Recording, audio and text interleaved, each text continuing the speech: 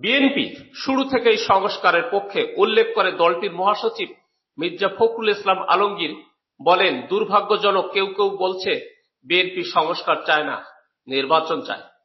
এই কথাটি সঠিক না। আমরা বারবার বলছি, একটি গ্রহণযোগ্য নির্বাচনের জন্য যেসব প্রয়োজনীয় সংস্কার সেটি চায়।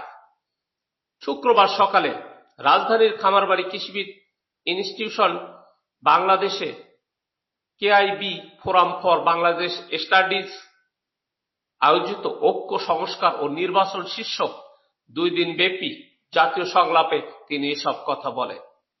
মির্জা ফখরুল বলেন, গণতান্ত্রিক ব্যবস্থায় যাওয়ার জন্য নির্বাচন একটি প্রধান ফটক। আমরা সবসময় গণতান্ত্রিক সংস্কারের পক্ষে, তার জন্য আমরা কাজ করছি, ভবিষ্যতেও করব। একই সঙ্গে আমরা মনে করি জনগণকে বাদ দিয়ে কোনো কিছু চাপিয়ে দেওয়া যাবে না।